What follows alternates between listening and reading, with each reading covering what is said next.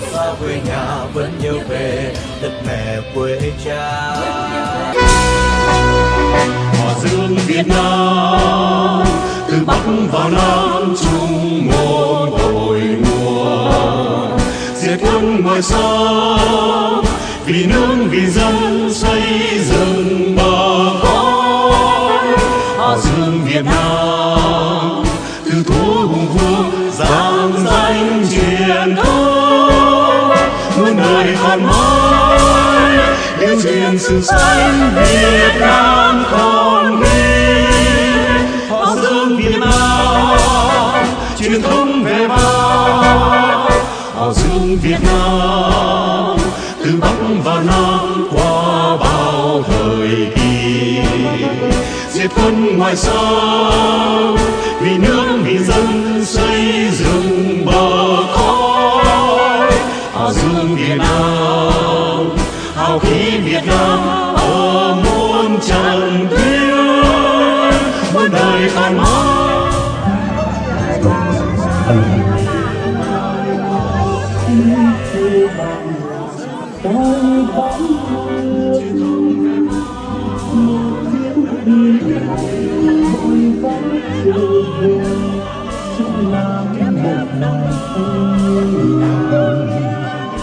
Gửi về mắt anh buồn tái thế, xót xa nên tình non hồng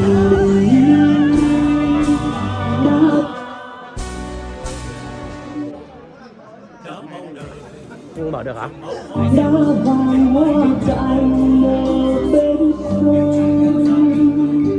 câu hát dần thương hương sóng nơi đây đâu phải sao sông đến khuyên em đi.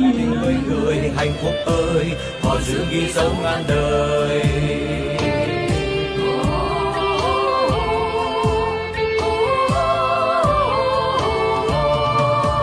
Họ dưỡng ta bao đời đã qua ngàn bể sông, dòng bão mưa dòng không sờn.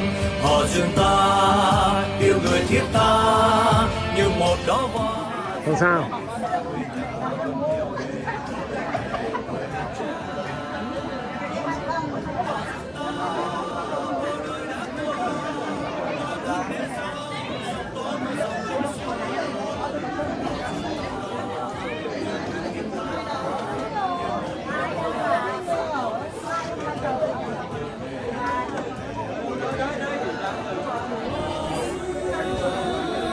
Câu ca họ rực rỡ ánh dương.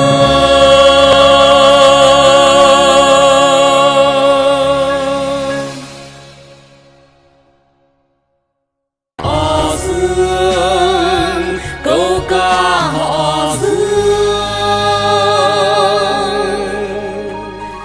rực rỡ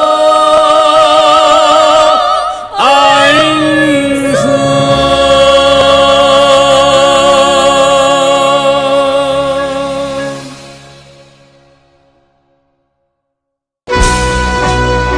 Họ dương Việt Nam từ Bắc vào Nam chung một cội nguồn, diệt quân ngoài xa vì nước vì dân xây dựng bờ cõi. Họ dương Việt Nam